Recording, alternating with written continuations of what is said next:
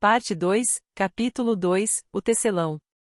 Apesar de acostumados ao espetáculo permanente da chegada de estrangeiros à cidade, dada sua privilegiada situação no deserto, os transeuntes de Palmira notaram, com profundo interesse, a passagem daquele beduíno seguido de humilde serviçal a puxar um mísero camelo arquejante de cansaço.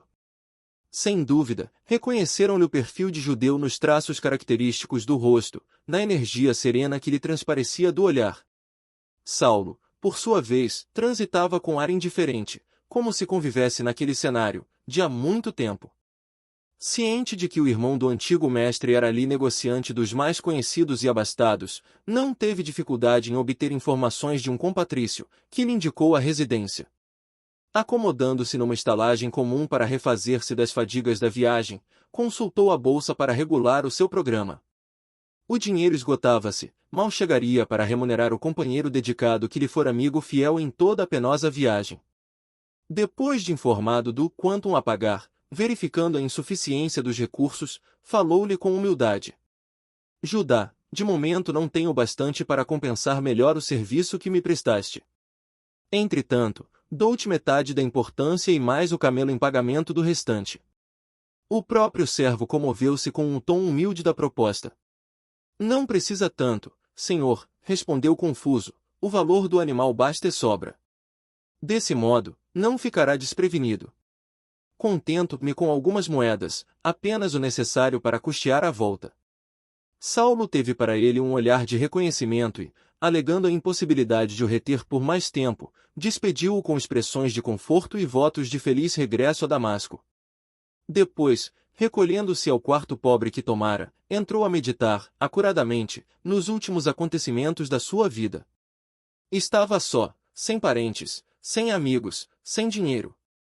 Pouco antes daquela resolução de partir no encalço de Ananias, não vacilaria em decretar a morte de quem profetizasse o futuro que o esperava. Sua existência, seus planos, estavam transformados nos detalhes mais íntimos. Que fazer agora? E se não encontrasse em Palmira o socorro de Gamaliel, conforme aguardava em suas esperanças secretas? Considerou a extensão das dificuldades que se desdobravam a seus olhos. Tudo difícil. Estava como um homem que houvesse perdido a família, a pátria e o lar. Profunda amargura ameaçava invadir-lhe o coração. Repentinamente, porém, recordou-se do Cristo e a lembrança da visão gloriosa encheu-lhe de conforto o espírito desolado. Confiando muito mais naquele que lhe estendera as mãos, do que em suas próprias forças, procurou acalmar os sobressaltos íntimos, dando repouso ao corpo fatigado. No dia seguinte, manhã alta, saiu à rua preocupado e ansioso. Obedecendo aos informes recolhidos, parou à porta de confortável edifício, à frente do qual funcionavam grandes lojas comerciais. Procurando Ezequias, foi logo atendido por um homem idoso, de semblante risonho e respeitável, que o saudou com muita simpatia. Tratava-se do irmão de Gamaliel, que, logo se familiarizando com o patrício recém-chegado de longe, proporcionou-lhe confortadora palestra. Buscando informar-se, delicadamente, a respeito do venerável rabino de Jerusalém. Saulo obtinha de Ezequias os esclarecimentos necessários, tomado de profundo interesse. Meu irmão, dizia ele preocupado, desde que chegou a Palmira pareceu-me muito diferente. É possível que a mudança de Jerusalém tenha influído para essa profunda transformação. A diferença de ambiente social, a alteração de hábitos, o clima, a ausência dos trabalhos usuais, tudo isso pode ter lhe prejudicado a saúde. Como assim? Perguntou o moço sem dissimular a estranheza. Passa dias e dias numa cabana abandonada que possuo, à sombra de algumas tamareiras, num dos muitos oásis que nos rodeiam, e isso, veja, tão só para ler e meditar um manuscrito sem importância, que não consegui compreender. Além disso, parece-me completamente desinteressado de nossas práticas religiosas, vive como que alheio ao mundo.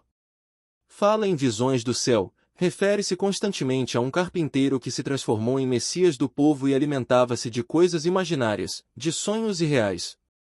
Às vezes, é com profundo pesar que lhe observo a decadência mental. Minha mulher, porém, tudo atribui à idade avançada e eu quero crer seja antes, ou pelo menos em grande parte, devido à intensidade do estudo, das meditações prolongadas. Ezequias fez uma pausa, enquanto Saulo fixava nele o olhar percussiente e significativo, compreendendo a condição do velho mestre. Há uma nova observação do moço tarsense, continuava o outro, loquaz. No seio de minha família, Gamaliel é tratado como se for o nosso pai. Aliás, devo meu início de vida às suas imensas dedicações fraternais. Por isso mesmo, eu e minha mulher combinamos com os filhinhos, relativamente à atmosfera de paz que deverá cercar aqui o prezado e nobre enfermo. Quando ele discorre sobre as ilusões religiosas que o empolgam no seu desequilíbrio mental, ninguém nesta casa o contradiz. Já sabemos que não fala mais por si. A mentalidade poderosa esmaeceu, a estrela se apagou. Considerando essas penosas circunstâncias, ainda rendo graças a Deus que me trouxe aqui, para terminar seus dias aquecido pelo nosso afeto familiar, e indene do escárnio de que talvez pudesse ser objeto em Jerusalém, onde nem todos estão à altura de lhe compreender e honrar o passado ilustre. Mas a cidade sempre venerou nele um mestre inesquecível, ajuntou o rapaz como se quisesse defender seus próprios sentimentos de amizade e admiração. Sim, esclareceu o negociante, convicto, um homem do seu nível intelectual estaria preparado a entender tudo, mas os outros? O senhor não ignora, naturalmente, a perseguição implacável, movida pelas autoridades do Sinédrio e do Templo, contra os simpatizantes do famoso carpinteiro Nazareno. Palmira teve notícias dos fatos, por intermédio de inúmeros patrícios pobres, que deixaram Jerusalém à pressa, ameaçados de prisão e morte. Ora, foi justamente com a personalidade desse homem que Gamaliel deu as primeiras demonstrações de fraqueza mental. Se estivesse por lá, que seria da sua velhice desamparada? Naturalmente muitos amigos, como o senhor, estariam apostos para a defesa, mas, o caso podia tomar aspectos mais graves, surgirem inimigos políticos reclamando medidas ingratas. E de nossa parte nada poderíamos tentar para restabelecer a situação, porque, na verdade, a sua loucura é pacífica, quase imperceptível e de maneira alguma conseguiríamos suportar sua apologia ao celerado que o Sinédrio mandou à cruz dos ladrões. Saulo sentia extremo mal-estar ouvindo aquelas observações, agora tão injustas e superficiais ao seu ver. Compreendia a delicadeza do momento e a natureza dos recursos psicológicos a empregar, para não se comprometer, agravando, ainda mais, a posição do mestre ilustre. Desejando imprimir novo rumo à conversa, perguntou com serenidade: "E os médicos? Qual a opinião dos entendidos?"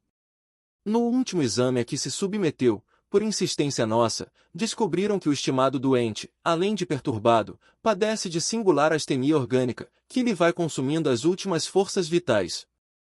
Saulo fez ainda algumas observações, contristado, e, depois de reconsiderar as primeiras impressões relativamente à amável hospitalidade de Ezequias, auxiliado por um pequeno servo da casa, demandou o local, onde o antigo mentor o recebeu com surpresa e alegria. O ex-discípulo notou que Gamaliel, com efeito, apresentava sintomas de profundo abatimento. Foi com infinito júbilo que o apertou afetuosamente nos braços, osculando-lhe, amoroso, as mãos encarquilhadas e trêmulas. Seus cabelos pareciam mais brancos, a epiderme sulcada de rugas veneráveis dava impressão do alabastro uma palidez indefinível. Falaram longamente das saudades, dos sucessos de Jerusalém, dos amigos distantes. Depois dos preâmbulos afetuosos, o moço tarsense relatou ao mestre venerando as graças recolhidas às portas de Damasco. A voz de Saulo tinha a inflexão vibrante da paixão e da sinceridade que costumava imprimir as emoções próprias. O velhinho ouviu-lhe a narrativa com indizível espanto, nos olhos vivos e serenos, rorejavam lágrimas de emoção, que não chegavam a cair. Aquela prova enchia-o de profundo consolo. Não havia aceitado, em vão, aquele Cristo sábio e amoroso, incompreendido dos colegas. Ao término da exposição, Saulo de Tarso tinha o olhar velado em pranto.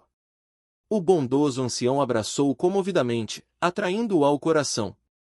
"Saulo, meu filho", disse exultante, "bem sabia que me não enganava a respeito do Salvador, que tão profundamente me falou a velhice exausta, através da luz espiritual do seu evangelho de redenção. Jesus dignou-se estender as mãos amorosas ao teu espírito dedicado. A visão de Damasco bastará para a consagração de tua existência inteira ao amor do Messias.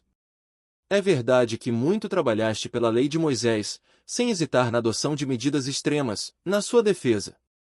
Entretanto, é chegado o momento de trabalhares por quem é maior que Moisés. Sinto-me, porém, grandemente desorientado e confundido, murmurou o jovem de Tarso, cheio de confiança. Desde a ocorrência noto que estou sendo objeto de singulares e radicais transformações. Obediente ao meu feitio absolutamente sincero, quis começar meu esforço pelo Cristo, em Damasco, e, no entanto, recebi dos nossos amigos, dali, as maiores manifestações de desprezo e ridículo, que muito me fizeram sofrer. Repentinamente, vi-me sem companheiros, sem ninguém. Alguns componentes da reunião do caminho consolaram minha alma abatida com as suas expressões de fraternidade, mas não foram bastantes para ressarcir as amargas desilusões experimentadas. O próprio Saduc, que, na infância, foi pupilo de meu pai, cobriu-me de recriminações e zombarias. Desejei voltar a Jerusalém, mas, através do quadro da sinagoga de Damasco, compreendi o que me esperava em grande escala junto às autoridades do Sinédrio e do Templo. Naturalmente, a profissão de rabino não me poderá interessar o espírito sincero, porque, de outro modo, seria mentir a mim mesmo. Sem trabalho, sem dinheiro, acho-me num labirinto de questões insolúveis, sem o auxílio de um coração mais experiente que o meu. Resolvi, então, demandar o deserto e procurar-vos para o socorro necessário. E concluindo a rogativa, com os olhos súplices, revelando as ansiedades tormentosas que lhe povoavam a alma, exclamou: Mestre amado, sempre enxergastes as soluções do bem, onde minha imperfeição não devassava senão sombras amargurosas. Amparai meu coração mergulhado em dolorosos pesadelos. Preciso servir aquele que se dignou arrancar-me das trevas do mal, não posso dispensar vosso auxílio neste transe difícil da minha vida. Essas palavras eram ditas com inflexão profundamente comovedora.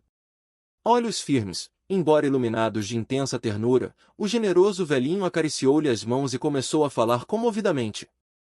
Examinemos tuas dúvidas, de maneira particular, a fim de estudarmos uma solução adequada a todos os problemas, à luz dos ensinamentos que hoje nos iluminam. E, após uma pausa em que parecia catalogar os assuntos, continuava. Falas do desprezo experimentado na sinagoga de Damasco, mas os exemplos são claros e convincentes. Também eu, atualmente, sou considerado como louco pacífico no ambiente dos meus. Em Jerusalém, viste Simão Pedro vilipendiado por amar os pobres de Deus e dar-lhes acolhida, viste Estevão morrer sob pedradas e que mais? O próprio Cristo, Redentor dos homens, não se furtou aos martírios de uma cruz infamante, entre malfeitores condenados pela justiça do mundo. A lição do Mestre é grande demais para que seus discípulos estejam à espera de dominações políticas ou de altas expressões financeiras, em seu nome. Se ele que era puro, e inimitável, por excelência, andou entre sofrimentos e incompreensões neste mundo, não é justo aguardemos repouso e vida fácil em nossa miserável condição de pecadores. O moço tarcense ouvia aquelas palavras mansas e enérgicas, com a alma dolorida, mormente no que se referia às perseguições infligidas a Pedro e no capítulo das lembranças de Estevão, às quais o velho amigo tinha a delicadeza de não aludir nominalmente ao verdugo. A respeito das dificuldades que dizes experimentar depois dos sucessos de Damasco, prosseguia Gamaliel serenamente, nada mais justo e natural a meus olhos experimentados nos problemas do mundo. Nossos avós, antes de receber o maná do céu, atravessaram tempos sombrios de miséria, escravidão e sofrimento. Sem as angústias do deserto, Moisés jamais encontraria na rocha estéril a fonte de água viva. E talvez ainda não tenhas meditado melhor nas revelações da terra prometida. Que região seria essa, se, guardando a compreensão mais vasta de Deus, descobrimos em todos os pontos do mundo mananciais de sua proteção?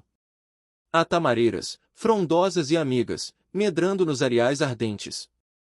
Essas árvores generosas não transformam o próprio deserto em caminhos abençoados, cheios do pão divino para matar nossa fome? Nas minhas reflexões solitárias, cheguei à conclusão de que a terra prometida pelas divinas revelações é o Evangelho do Cristo Jesus. E a meditação nos sugere comparações mais profundas.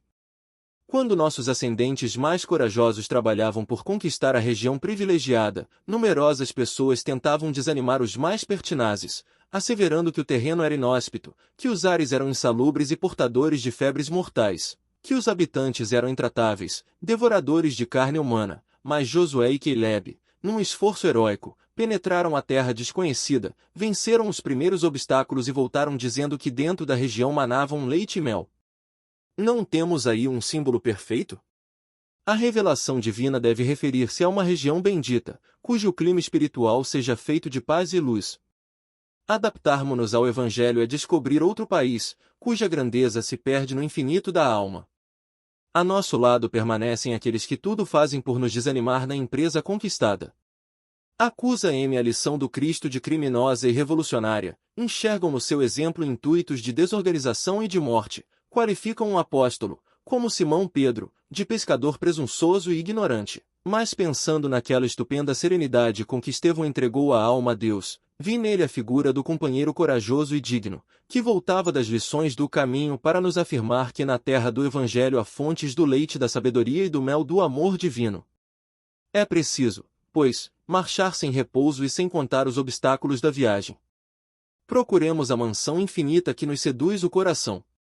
Gamaliel fizera uma pausa em suas expressões amigas e altamente consoladoras. Saulo estava admirado.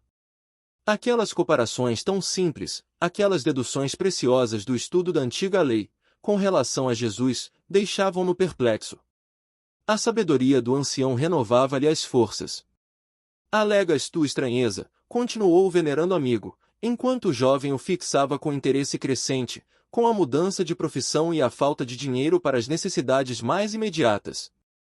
Entretanto, Saulo, basta meditar um pouco na realidade dos fatos, para que vejas claramente. Um velho, como eu, está na situação de Moisés contemplando a terra prometida, sem poder alcançá-la. Mas, quanto a ti, é preciso convir que estás ainda muito moço. Podes multiplicar as energias com o adestramento de tuas forças e penetrar o terreno das aspirações do Salvador, a nosso respeito. Para isso, é indispensável simplificar a vida, recomeçar a luta. Josué não poderia ter vencido os óbices do caminho tão só com a leitura dos textos sagrados, ou com os favores de quantos o estimavam. Certamente, manipulou instrumentos rudes, aplanou estradas onde havia abismos, à custa de esforços sobre-humanos. E que me aconselhais neste sentido? Interrogou o rapaz com profunda atenção, enquanto o velho mestre fazia longa pausa. Quero dizer que conheço teu pai, bem como sua situação de abastança. Naturalmente, nas suas expressões de afeto, não se negaria a te prestar todo o auxílio, nesta emergência.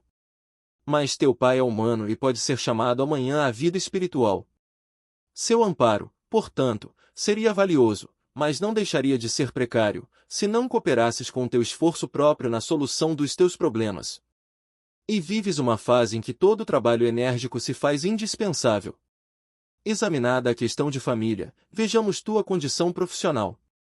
Até agora foste rabino da lei, preocupado com os erros alheios, com as discussões da casuística, com a situação de evidência entre os doutores, ganhavas dinheiro na vigilância dos outros, mas Deus te chamou à verificação dos teus próprios desvios, como chamou a mim mesmo. A terra prometida desenha-se aos nossos olhos. É preciso vencer os obstáculos e marchar. Como doutor da lei, isso não mais te seria possível. Então é necessário recomeçar a tarefa como o homem que procurava inutilmente o ouro no lugar onde ele não existia. O problema é de trabalho, de esforço pessoal. O moço de Tarso demorou olhar úmido de emoção no velho generoso e exclamou: Sim, agora compreendo. Que aprendeste na infância, antes da posição conquistada? Perguntou o ancião previdente.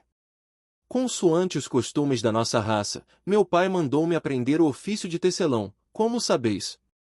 Não podias receber das mãos paternas dádiva mais generosa, acrescentou Gamaliel com um sorriso sereno, teu pai foi previdente, como todos os chefes de família do povo de Deus, procurando afeiçoar tuas mãos ao trabalho, antes que o cérebro se povoasse de muitas ideias. Está escrito que devemos comer o pão com o suor do rosto, o trabalho é o movimento sagrado da vida. Fazendo um intervalo, como que procurando refletir mais profundamente, o velho mentor da mocidade fananica voltou a dizer: Foste humilde tecelão antes de conquistares os títulos honoríficos de Jerusalém. Agora que te candidatas a servir ao Messias na Jerusalém da humanidade, é bom que voltes a ser modesto tecelão. As tarefas apagadas são grandes mestras do espírito de submissão. Não te sintas humilhado regressando ao tir que nos surge, presentemente, qual amigo generoso. Estás sem dinheiro, sem recursos materiais. À primeira vista, considerando tua situação de realce no mundo, seria justo recorrer a parentes ou amigos. Mas não estás doente, nem envelhecido. Tens a saúde e a força. Não será mais nobre convertê-las em elemento de socorro a ti mesmo? Todo trabalho honesto está selado com a bênção de Deus. Ser tecelão, depois de ter sido rabino, é para mim mais honroso que descansar sobre os títulos ilusórios, conquista-dos num mundo onde a maioria dos homens ignora o bem e a verdade. Saulo compreendeu a grandeza dos conceitos, e tomando-lhe a mão, beijou-a com profundo respeito, murmurando: Não esperava de vós senão esta franqueza e esta sinceridade que iluminam meu espírito. Aprenderei, de novo, o caminho da vida, encontrarei no ruído do tiro os estímulos brandos e amigos do trabalho santificante. Conviverei com os mais desfavorecidos da sorte, penetrarei mais intimamente nas suas amarguras de cada dia, em contato com as dores alheias hei de saber dominar meus próprios impulsos inferiores, tornando-me mais paciente e mais humano. Tomado de grande alegria, o sábio velhinho acariciou-lhe os cabelos, exclamando emocionado: Deus abençoará tuas esperanças. Longo tempo ficaram em silêncio, como desejosos de prolongar, indefinidamente, aquele instante glorioso de compreensão e harmonia. Foi Saulo quem, denotando no olhar as muitas preocupações íntimas, quebrou o silêncio, dizendo receoso: Pretendo retomar o ofício da primeira idade, mas estou sem dinheiro para a viagem. Se fosse possível, exerceria a profissão aqui mesmo, em Palmira. Falava hesitante, deixando perceber ao venerável amigo a vergonha que experimentava com fazer-lhe essa confissão. Como não?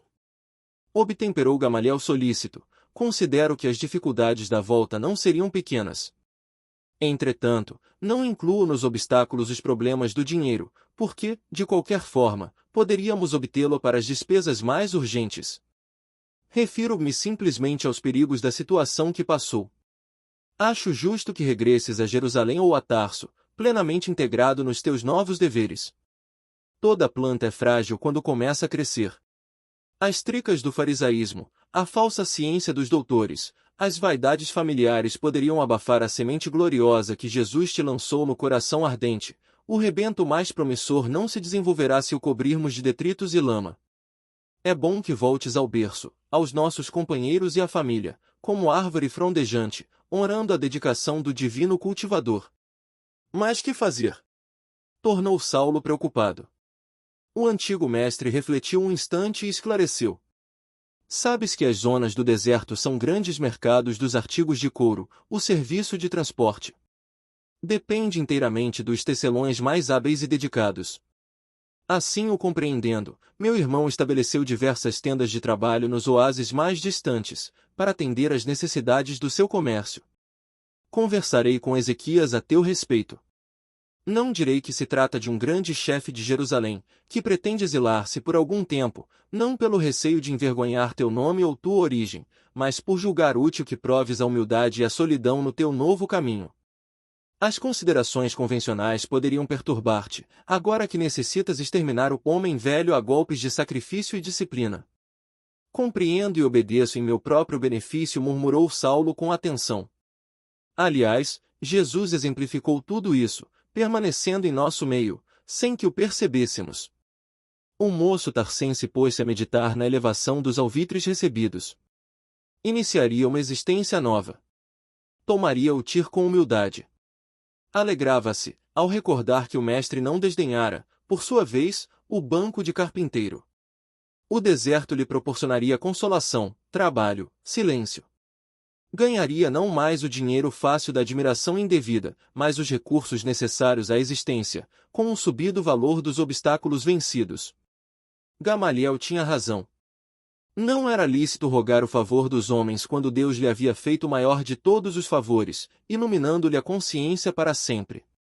É verdade que em Jerusalém havia sido cruel verdugo, mas contava apenas 30 anos. Buscaria reconciliar-se com todos a quem havia ofendido no seu rigorismo sectário. Sentia-se jovem, trabalharia para Jesus enquanto lhe restassem energias. A palavra carinhosa do ancião veio arrancá-lo das profundas cismas. Tens o Evangelho? Perguntou o velhinho com bondoso interesse. Saulo mostrou-lhe a parte fragmentária que trazia, explicando-lhe o trabalho que teve, em Damasco, para copiá-la dos manuscritos do generoso pregador que lhe curara a cegueira repentina. Gamaliel examinou-a com atenção e, depois de concentrar-se longo tempo, acrescentou: Tenho uma cópia integral das anotações de Levi, cobrador de impostos em Cafarnaum, que se fez apóstolo do Messias, lembrança generosa de Simão Pedro, a minha pobre amizade. Presentemente não necessito mais desses pergaminhos, que considero sagrados. Para gravar na memória as lições do Mestre, procurei copiar todos os ensinos, fixando-os na retentiva, para sempre. Já possuo 3 exemplares completos do Evangelho, sem a cooperação de escriba algum. Desse modo, por considerar a dádiva de Pedro como santificada relíquia de nobre afeição, quero depô-la em tuas mãos. Levarás contigo as páginas escritas na Igreja do Caminho, como fiéis companheiras do teu novo trabalho. O ex-rabino escutava-lhe as declarações afetuosas, tomado de profunda emoção. Mas, por que desfazer-vos de uma lembrança carinhosa, por minha causa? Perguntou sensibilizado. Ficaria muito contente com uma das cópias feitas por vossas mãos. O velho mestre fixou o olhar tranquilo na paisagem e murmurou com voz profética. Cheguei ao fim da carreira, devo esperar a morte do corpo. Se hei de abandonar a dádiva de Pedro a pessoas que lhe não podem reconhecer o valor que lhe atribuímos, é justo entregá-la a um amigo fiel, que pode ajuizar do seu caráter sagrado. Além disso, tenho a convicção de que não mais poderei voltar a Jerusalém. Neste mundo, não me será possível qualquer entendimento direto com os apóstolos galileus, a respeito das luzes que o Salvador derramou em meu espírito. E temo que os adeptos de Jesus te não possam compreender de pronto, quando regressares à Cidade Santa. Terás, então, esta lembrança para te apresentares a Pedro em meu nome. Aquele tom profético impressionava o moço tarcense, que baixou a cabeça, de olhos úmidos. Depois de longo intervalo, como que procurando recompor as ideias com perfeita sabedoria, Gamaliel continuava solícito. Vejo-te, no futuro, dedicado a Jesus, com o mesmo zelo ardente com que te conheci consagrado a Moisés. Se o Mestre te chamou ao serviço é porque confia na tua compreensão de servo fiel. Quando o esforço das mãos te haja granjeado a liberdade para escolheres o novo caminho a seguir, Deus há de abençoar-te o coração, para difundires a luz do Evangelho entre os homens, até ao último dia de vida aqui na terra. Nesse labor, meu filho, se topares incompreensão e luta em Jerusalém, não desesperes nem esmoreças. Semeaste por lá certa confusão nos espíritos, é justo recolhas os resultados. Em toda tarefa, porém, lembra-te do Cristo e passa adiante com o teu esforço sincero. Não te perturbem as desconfianças, a calúnia e a má-fé, atento a que Jesus venceu galhardamente tudo isso. Saulo sentia profundo descanso naquela exortação amorosa, terna, leal. Ouvindo-a, deixou-se ficar, longo tempo, entre lágrimas ardentes que testemunhavam o arrependimento do passado e as esperanças do futuro. Naquela tarde, Gamaliel deixou a rústica choupana, dirigindo-se com o ex-discípulo à casa do irmão, que acolheu, desde então, o jovem tarcense sob o seu teto, com indisfarçável contentamento. A inteligência fulgurante e a juventude comunicativa do ex-doutor da lei conquistaram Ezequias e os seus, numa bela expressão de amizade espontânea. Nessa mesma noite, concluídas as cerimônias domésticas da última colação habitual, o velho rabino de Jerusalém expôs ao negociante a situação do seu protegido. Explicou-lhe que Saulo fora seu discípulo, desde menino, exaltando-lhe o valor pessoal e concluindo com a exposição de suas necessidades econômicas, verdadeiramente críticas.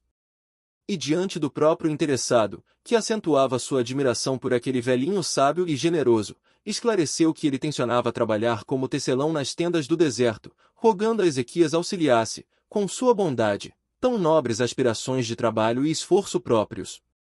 O comerciante de Palmira admirou-se. Mas o rapaz, de modo algum, advertiu atencioso, necessitará insular-se para ganhar a vida. Tenho meios de localizá-lo aqui mesmo, na cidade, onde ficará em contato permanente conosco. Entretanto, preferiria vosso amparo generoso lá no deserto, acentuou Saulo em tom significativo. Por quê? Indagou Ezequias interessado, não compreendo mocidades como a tua, exiladas nos estendais de areia intermináveis. Os imigrantes do êxodo de Jerusalém, na condição de solteiros, não toleraram os elementos que lhes ofereci nos oásis distantes. Apenas alguns casais aceitaram as propostas e partiram. Quanto a ti, com os teus dotes intelectuais, não compreendo como preferes ser tecelão humilde, segregado de todos. Gamaliel compreendeu que a estranheza do irmão poderia levá-lo a suposições errôneas acerca do jovem amigo, e, antes que alguma suspeita injusta se lhe esboçasse ao espírito indagador, ponderou com prudência. Tua pergunta, Ezequias, é natural, pois as resoluções de Saulo inspiram estranheza a qualquer homem prático. Trata-se de um moço cheio de talento, credor de belas promessas e, ao demais, muito instruído. Os menos avisados poderão chegar ao extremo de presumir rei na sua atitude o desejo de fugir a consequências de algum crime. Mas não há tal. Para ser mais franco, devo dizer que meu antigo discípulo quer consagrar-se, mais tarde, à difusão da palavra de Deus. Achas, então, que Saulo se elegesse à carreira da mocidade triunfante, da nossa época, preferiria Palmira a Jerusalém? A situação, portanto, não é apenas de necessidade pecuniária, é também de carência de meditação nos problemas mais graves da vida. Bem sabemos que os profetas e homens de Deus foram aos lugares ermos, a fim de sentirem as reais inspirações do Altíssimo, antes de ministrarem, com êxito, a santidade da palavra. Se é assim, replicou o outro, vencido. E após meditar alguns momentos, o negociante voltou a dizer: na região que conhecemos por oásis de Dan, daqui distante mais de 50 milhas, precisamente, instalei há cerca de um mês um jovem casal de tecelões que chegou na última leva de refugiados. Trata-se de Áquila, cuja mulher, de nome Prisca, foi serva de minha esposa, quando menina, é órfã desamparada. Esses bons operários são, atualmente, os únicos habitantes do oásis. Saulo poderá fazer-lhes companhia. Ali há tendas próprias, casa confortável e teares indispensáveis ao serviço. E qual o sistema do trabalho? Interrogou o jovem tarcense interessado pela nova tarefa. A especialidade desse posto avançado, esclareceu Ezequias com certo orgulho, é a preparação de tapetes de lã e dos tecidos resistentes de pelo caprino, destinados a barracas de viagem. Esses artigos são fornecidos por nossa casa comercial, em grande escala, mas, situando a manufatura desse trabalho tão distante, tive em vista as necessidades urgentes dos grupos de camelôs de minha propriedade, empregados no meu tráfico comercial com toda a Síria e pontos outros mais florescentes, do comércio em geral. Tudo farei por corresponder à vossa confiança, confirmou o ex-rabino confortado. A palestra prosseguiu ainda, longo tempo, no comentário das perspectivas, das condições e vantagens do negócio. Daí a 3 dias, Saulo despedia-se do mestre, debaixo de profunda comoção. Figurava-se-lhe que aquele abraço afetuoso era o último e, até que os camelôs da caravana largassem em direção da imensa planície, o jovem envolveu o venerando ancião nas vibrações caridosas do angustioso adeus. No dia imediato, os serviçais de Ezequias, ladeando a extensa fila de camelôs resignados, deixavam-no com vultosa carga de couros, na companhia de Áquila e sua mulher, no grande oásis que florescia em pleno deserto. Os 2 operários da pequena oficina receberam-no com as melhores mostras de fraternidade e simpatia. Saulo reconheceu neles, de relance, as mais nobres qualidades espirituais. A mocidade do generoso casal expandia-se em formosas expressões de trabalho e bom ânimo. Prisca desdobrava-se em atividades para assinalar em tudo as preciosidades do seu carinho. Suas velhas canções hebraicas ressoavam no grande silêncio como notas de soberana e harmoniosa beleza. Terminados os serviços domésticos, ei-la junto do companheiro, nas lides do tir, até as horas mais avançadas do crepúsculo. O marido, por sua vez, parecia um temperamento privilegiado, desses que se movimentam sem a presença do aguilhão. Plenamente integrado nas responsabilidades que lhe competiam, Áquila trabalhava sem descanso à sombra das árvores acolhedoras e amigas. Saulo compreendeu a bênção que havia recebido. Tinha a impressão de encontrar naquelas duas almas fraternas, que nunca mais se haviam de separar espiritualmente da grandeza de sua missão, dois habitantes de um mundo diferente que, até então, não lhe fora dado conhecer na vida. Áquila e Prisca, antes que esposos, pareciam verdadeiros irmãos. No primeiro dia de esforço conjunto, o ex-doutor da lei observou-lhes o respeito mútuo, a perfeita conformidade de ideias, a elevada noção de deveres que lhes caracterizava as menores atitudes e, sobretudo, a alegria sã que irradiava dos seus menores gestos.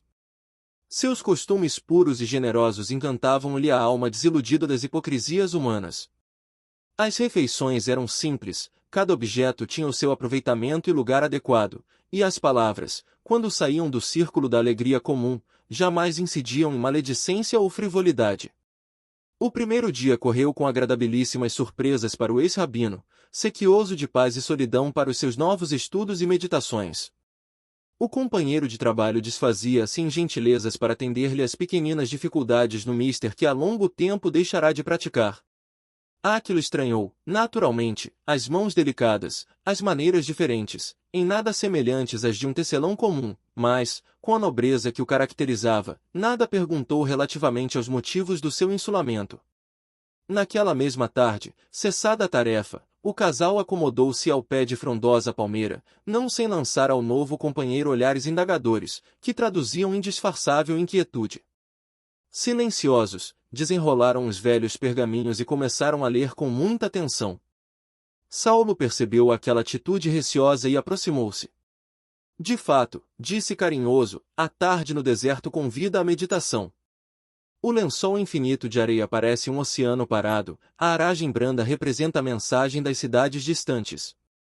Tenho a impressão de estarmos num templo de paz imperturbável, fora do mundo.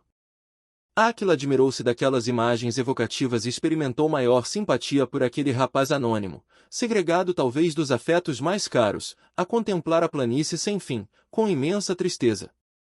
É verdade, respondeu atencioso, sempre acreditei que a natureza conservou o deserto como altar de silêncio divino, para que os filhos de Deus tenham na terra um local de perfeito repouso. Aproveitemos, pois, nosso estágio na solidão, para pensar no Pai justo e santo, considerando sua magnanimidade e grandeza. A esse tempo, Prisca debruçava-se sobre a primeira parte do rolo de pergaminhos, absorvida na leitura. Lendo casualmente, de longe, o nome de Jesus, Saulo aproximou-se ainda mais, e sem conseguir ocultar seu grande interesse, perguntou: Áquila, tenho tanto amor ao profeta Nazareno que me permito indagar se tua leitura sobre a grandeza do Pai Celestial é feita pelos ensinamentos do Evangelho. O jovem casal experimentou profunda surpresa em face do inesperado de semelhante pergunta. Sim, esclareceu o interpelado hesitante, mas, se vens da cidade, não ignoras as perseguições movidas a quantos se encontram em ligação com o caminho do Cristo Jesus. Saulo não dissimulou sua alegria, verificando que os companheiros, amantes da leitura, estavam em condições de permutar mais elevadas ideias do novo aprendizado. Animado pela confissão do outro, sentou-se nas pedras rústicas e, tomando os pergaminhos com interesse, perguntava: Anotações de Levi? Sim, esclareceu Áquila, mais senhor de si e certo de se encontrar em face de um irmão de ideal, copiei-as na igreja de Jerusalém, antes de partir. Num instante, Saulo buscou a cópia do Evangelho que constituía para seu coração uma das mais preciosas lembranças da vida. Conferiram, satisfeitos, os textos e os ensinos. Tomado de sincero interesse fraternal, o ex-rabino interrogou com solicitude: Quando saíram de Jerusalém? Folgo imenso quando encontro irmãos que conhecem de perto nossa cidade santa. Quando saí de Damasco, não previa que Jesus me reservasse tão gratas surpresas. Faz meses que de lá saímos, explicou Áquila, agora cheio de confiança na espontaneidade das palavras ouvidas. Fomos compelidos a isso pelo movimento das perseguições. Aquela referência brusca e indireta ao seu passado, perturbava o jovem tarsense no mais recôndito do coração. Chegaste a conhecer Saulo de Tarso? Perguntou o tecelão com uma grande ingenuidade a transparecer-lhe dos olhos. Aliás, continuava, enquanto o interpelado buscava o que responder, o célebre inimigo de Jesus tem nome igual ao teu.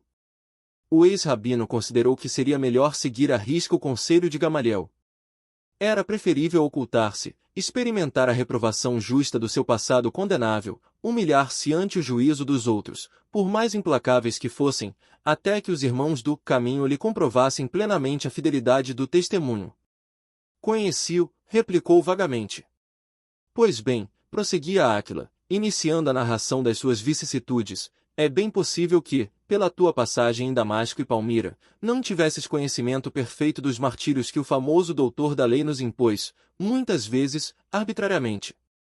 Talvez o próprio Saulo, segundo creio, não pudesse saber as atrocidades cometidas pelos homens inescrupulosos que tinha as suas ordens, porque as perseguições foram de tal natureza que, como irmão do caminho, não posso admitir que um rabino educado pudesse assumir a responsabilidade pessoal de tantos feitos iníquos. Enquanto o ex-doutor procurava, em vão, uma resposta adequada, Prisca entrava na conversa, exclamando com simplicidade. É claro que o rabino de Tarso não podia conhecer todos os crimes cometidos em seu nome.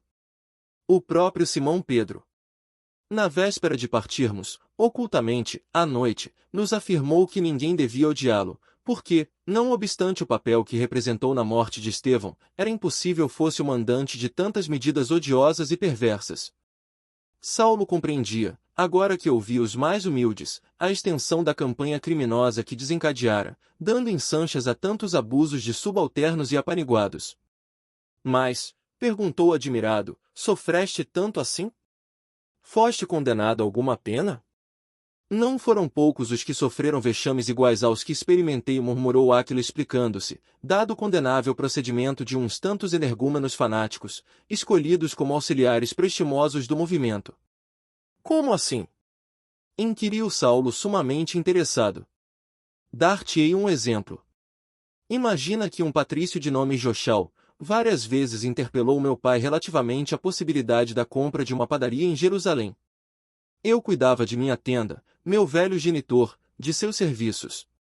Vivíamos felizes, e considerando nossa paz, apesar das investidas do ambicioso, meu pai jamais pensou em alienar a fonte dos seus recursos.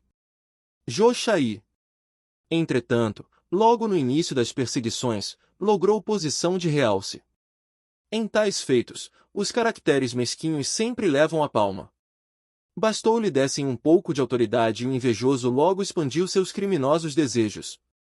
É verdade que eu e Prisca fomos dos primeiros a frequentar a igreja do caminho, não só por afinidade de sentimento, como por dever a Simão Pedro a cura de antigos males que me vinham da infância. Meu pai, no entanto, apesar da simpatia pelo Salvador, sempre alegava estar bastante idoso para mudar de ideias religiosas. Aferrado à lei de Moisés, não podia compreender uma renovação geral de princípios em matéria de fé. Isso, todavia, não invalidou os instintos perversos do ambicioso. Certo dia, Jochaí nos bateu à porta acompanhado de escolta armada, com ordem de prisão para os três. Era inútil resistir. O doutor de Tarso lançara um edito em que toda resistência significava a morte. Lá nos fomos à prisão. Em vão meu pai jurou fidelidade à lei. Depois do interrogatório, eu e Prisca recebemos ordem de regressar à casa, mas o velho foi encarcerado sem compaixão. Os bens modestos foram-lhe imediatamente confiscados. Depois de muitas providências de nossa parte, conseguimos voltar-se ele à nossa companhia e o valoroso velhinho, cujo único arrimo era minha dedicação filial, na sua senectude e viuvez, expirou em nossos braços no dia imediato ao livramento por nós ansiosamente esperado. Quando nos reveio parecia um fantasma. Guardas caridosos trouxeram-no quase agonizante. Ainda lhe pude ver os ossos quebrados, as feridas abertas, a epiderme lanhada de açoites. Em palavras titubeantes, descreveu as cenas lamentáveis do cárcere. O próprio Jochaí, rodeado de sequazes, foi o autor dos últimos suplícios. Não podendo resistir aos sofrimentos, entregou a alma a Deus. Áquila estava profundamente comovido. Furtiva lágrima viera associar-se às penosas recordações. E a autoridade do movimento? Perguntou Saulo emocionado ao extremo. Estaria alheia a esse crime? Creio que sim. A crueldade foi demasiada para que se lhe atribuísse tão só a punição por motivos religiosos. Mas não te valeste de alguma petição de justiça? Quem se atreveria a fazê-lo? Perguntou o empregado de Ezequias com admiração. Tenho amigos que chegaram a recorrer, mas pagaram com castigos mais violentos o desejo de justiça. O ex-rabino compreendeu a justeza dos conceitos. Somente agora tinha bastante largueza de vistas espirituais para avaliar a velha cegueira que lhe negrejara a alma. Áquila tinha razão. Muitas vezes fora surdo às rogativas mais comovedoras. Invariavelmente, mantinha as decisões mais absurdas dos seus prepostos inconscientes. Recordava-se do próprio Jochaí, que lhe parecia tão prestimoso nos dias de ignorância. E que pensas de Saulo? Perguntou bruscamente. Longe de saber com quem permutava as ideias mais íntimas, Áquila respondeu sem titubear. O Evangelho manda considerá-lo irmão extremamente necessitado da luz de Jesus Cristo. Nunca o vi, mas, temendo as iniquidades praticadas em Jerusalém, aqui vim parar em fuga precipitada, e tenho orado a Deus por ele, esperando que um raio do céu o esclareça, não tanto por mim, que nada valho, mas por causa de Pedro, que considero um segundo pai muito querido. Acredito que se operaria maravilha se a Igreja do Caminho pudesse trabalhar livremente. Julgo que os apóstolos galileus são dignos de um campo sem espinhos para a sementeira de Jesus. Dirigindo-se à esposa, enquanto o moço de Tarso silenciava, o tecelão exclamava com interesse. Lembras-te, Prisca, como se exorava pelo perseguidor nas preces íntimas da Igreja?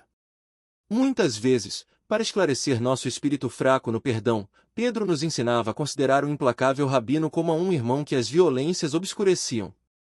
Para que nossos ressentimentos mais vivos se desfizessem, historiava o seu passado, dizendo que, também ele, por ignorância, chegará a negar o Mestre, mais de uma vez. Salientava nossas fraquezas humanas, induzia-nos à melhor compreensão.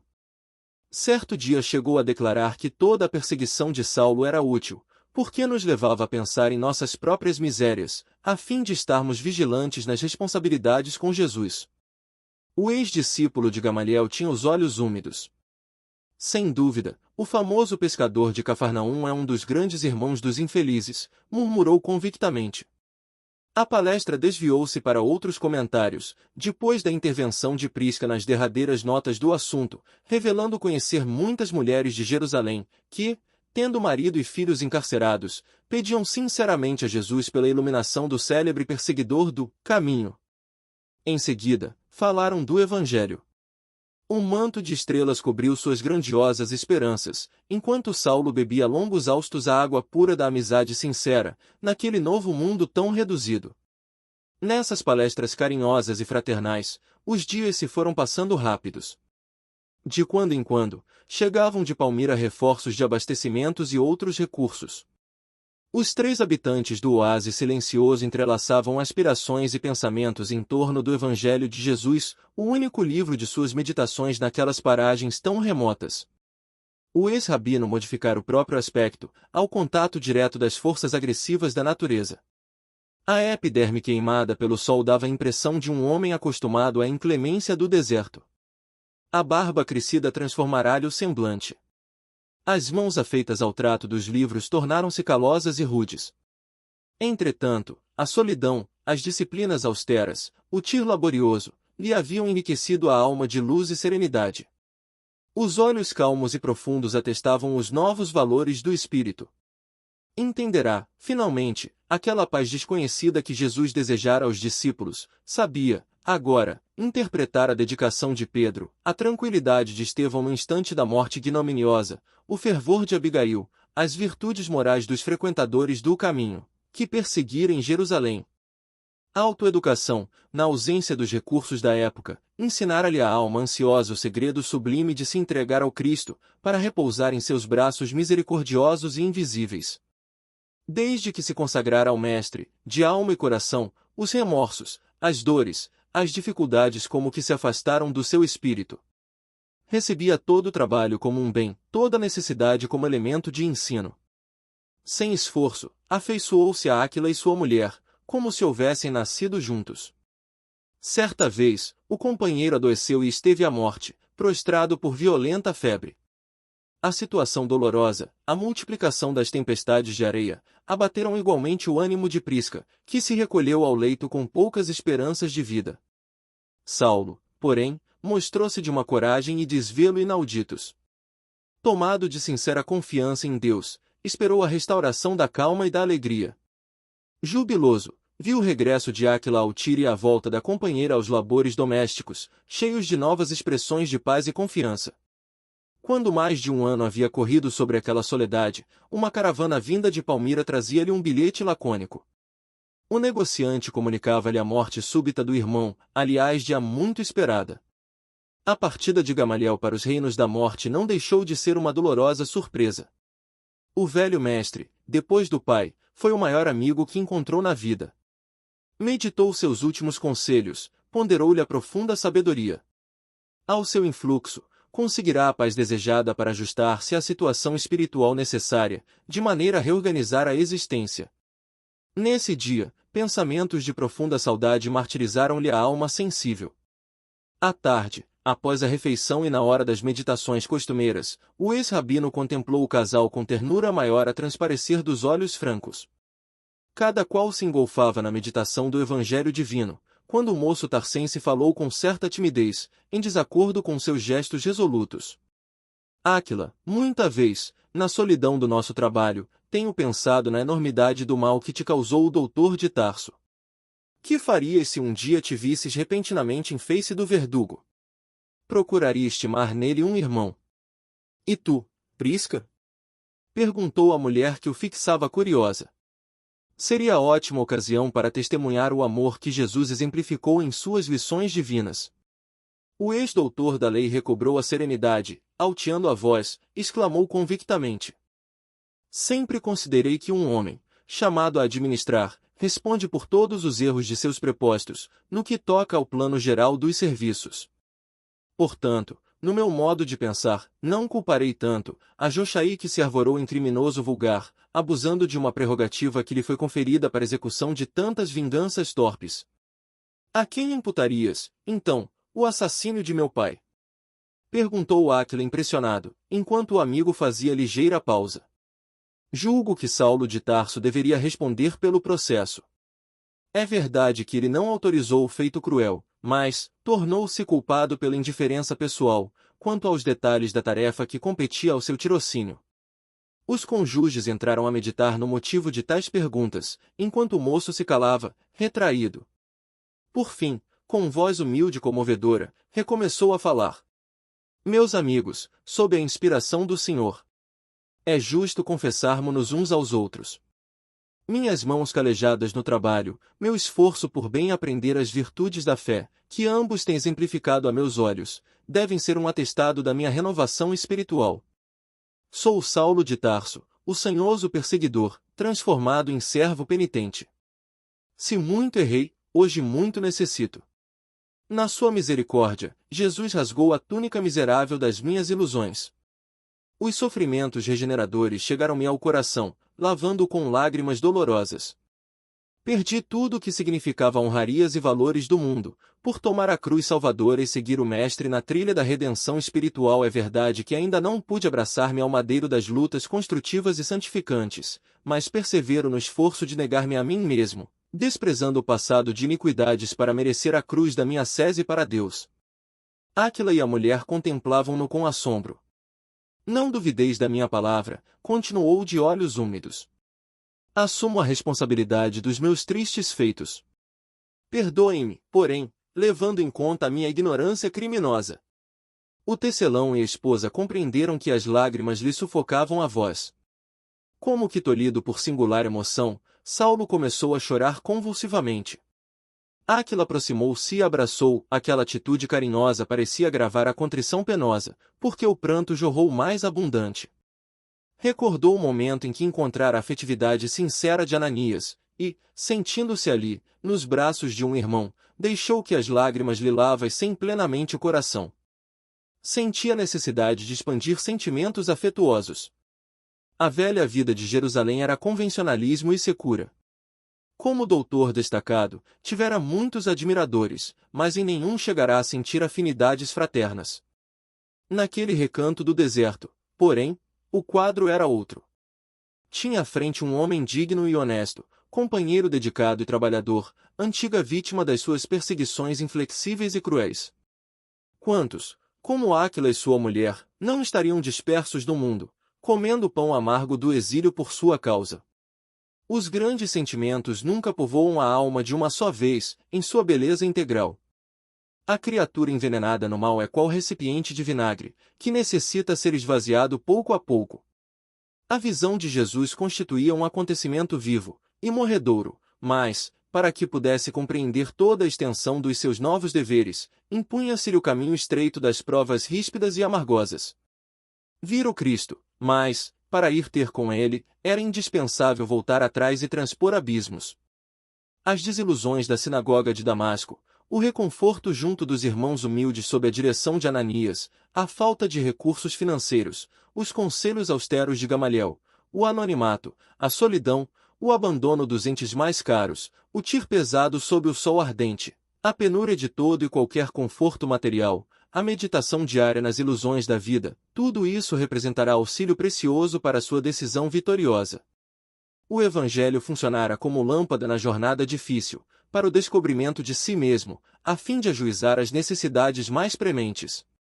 Abraçando-se estreitamente ao amigo, que buscava enxugar-lhe as lágrimas, recordava-se de que em Damasco, após a grande visão do Messias, talvez ainda guardasse no íntimo orgulho de saber ensinar, o amor à cátedra de mestre em Israel, a tendência despótica de obrigar o semelhante a pensar com ele, ao passo que agora podia examinar o passado culposo e sentir o júbilo da reconciliação, dirigindo-se com humildade à sua vítima.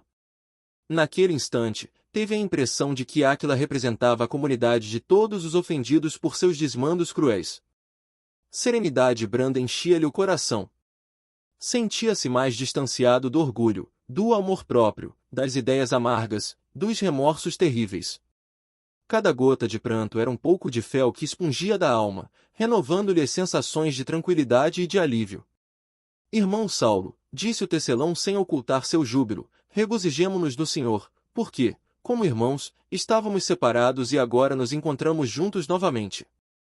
Não falemos do passado, comentemos o poder de Jesus, que nos transforma por seu amor. Prisca, que também chorava, interveio com ternura. Se Jerusalém conhecesse esta vitória do Mestre, renderia graças a Deus. Sentados os três sobre a relva rala do oásis, ao sopro do vento que abrandava os rigores da tarde quente, irmanados na sublimidade da fé comum, o moço tarcense narrou-lhes o sucesso inolvidável da jornada de Damasco, revelando as profundas transformações da sua vida. O casal chorou de emoção e alegria ouvindo o feito da misericórdia de Jesus, que, a seus olhos piedosos, não representava apenas um gesto de carinho ao servo desviado, mas uma bênção de amor para a humanidade inteira. Daí por diante, a tarefa lhes parecia mais leve, as dificuldades menos penosas. Nunca mais passou um crepúsculo sem que comentassem a dádiva gloriosa do Cristo às portas de Damasco. Agora que o Mestre nos reuniu, exclamava Áquila satisfeito, saiamos do deserto, proclamemos os favores de Jesus pelo mundo inteiro. Eu e Prisca não temos muitas obrigações de família. Com a morte de meu pai, estamos sós no tocante aos deveres mais pésados e é razoável não perdermos o ensejo de auxiliar a difusão da Boa Nova. Além das lições de Levi, temos agora a visão de Jesus ressuscitado, para ilustrar nossa palavra. Depois de muito tempo, às vésperas de retornarem à luta nos grandes centros populosos, eles ouvindo os apelos entusiásticos, Saulo indagou dos projetos que acalentavam. Desde a tua revelação, exclamou o tecelão confiante e esperançoso, alimento um grande ideal. Parece incrível à primeira vista, mas, antes de morrer, sonho ir a Roma e anunciar o Cristo aos irmãos da velha lei. Tua visão no caminho de Damasco enche-me de coragem. Narrarei o fato aos mais indiferentes e darei um pouco de luz aos mais insensatos. Como servidor humilde dos homens, saberei dedicar-me aos interesses do Salvador. Mas, quando pretendes partir? Quando o Mestre rasgar o caminho com o primeiro ensejo. Isto posto, abandonaremos Palmira. Depois de uma pausa em que Saulo se conservava pensativo, o outro murmurou. Por que não vais conosco a Roma? Ah! Se eu pudesse, disse o ex-rabino dando a entender o seu desejo.